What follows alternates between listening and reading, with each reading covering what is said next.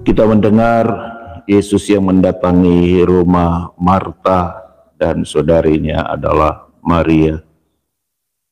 Dan di situ kita menemukan dua sikap yang berbeda di antara Marta dan Maria. Marta sibuk sekali untuk melayani Yesus. Tetapi saudarinya Maria nampak tidak berbuat apa-apa, hanya duduk diam, mendengarkan dengan cermat segala sesuatu yang dikatakan oleh Yesus. Dan ketika Marta ini menaruh protes atau keberatan terhadap sikap saudarinya Maria yang nampak pasif dan tidak berbuat apa-apa itu, Yesus justru menegurnya, mengkritiknya. Marta, engkau khawatir, engkau menyusahkan diri dengan banyak perkara. Sebaliknya dia justru memuji Maria. Maria telah memilih bagian yang terbaik, yang tidak akan diambil daripadanya. Sikap Marta dan Maria dan tanggapan Yesus ini boleh menyadarkan kita semua bahwa kerap kali di dalam hidup ini, dalam banyak peristiwa, dalam banyak kesempatan, kita salah memilih, kita salah bersikap, kita salah memberi prioritas. Dan yang kedua, kita disadarkan bahwa ada saat-saat tertentu di mana kita harus duduk diam seolah-olah tidak berbuat apa-apa, tetapi justru itulah yang Tuhan kehendaki dari kita.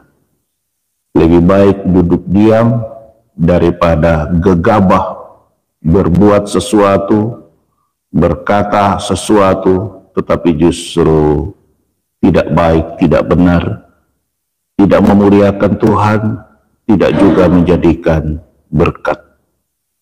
Ada saat-saat di mana kita harus memilih menjadi Maria yang duduk mengalami kedekatan, keakraban dengan Tuhan Yesus dan mendengarkan Dia.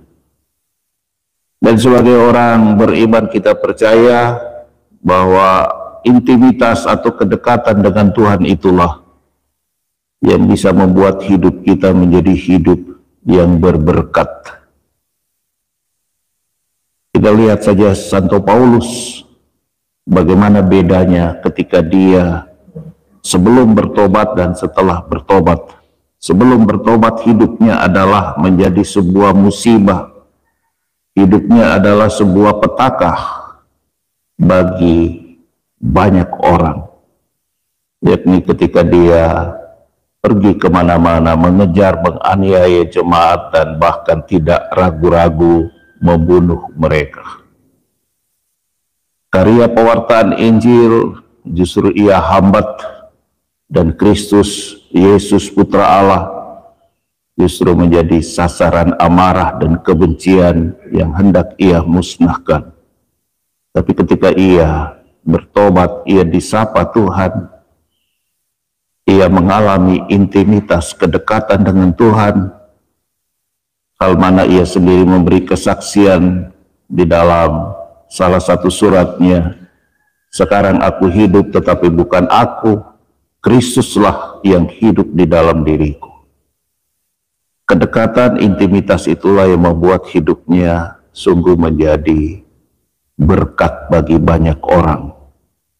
Ia pergi kemana-mana mewartakan Kristus, kemana-mana ia mempertobatkan orang, kemana-mana dia memberikan pesan, baik lisan kemudian tertulis, dan itu sungguh sebuah tindakan dan karya yang membangkitkan iman orang banyak kepada Kristus.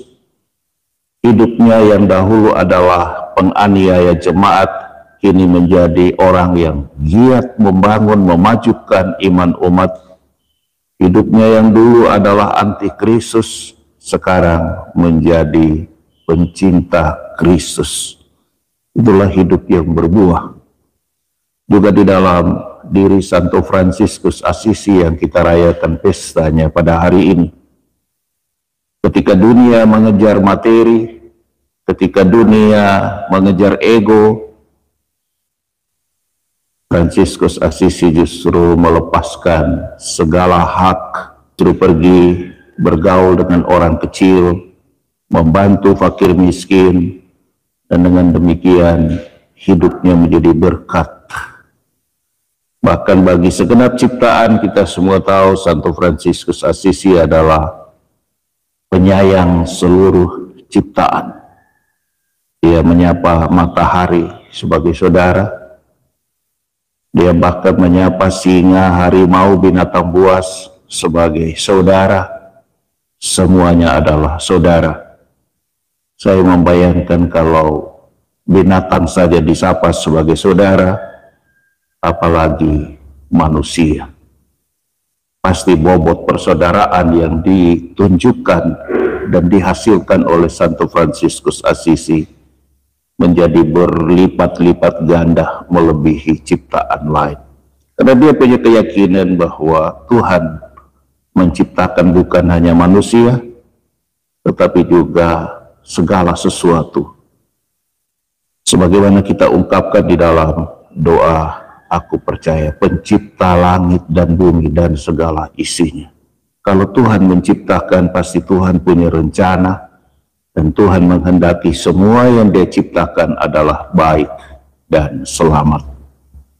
Marilah saudara-saudari kita membangun hidup mencontohi Maria untuk tidak pernah lalai dan lupa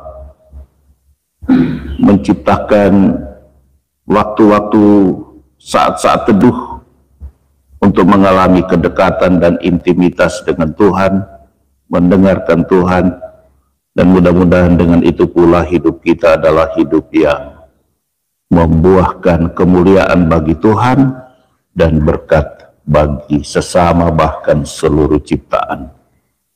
Tuhan memberkati kita.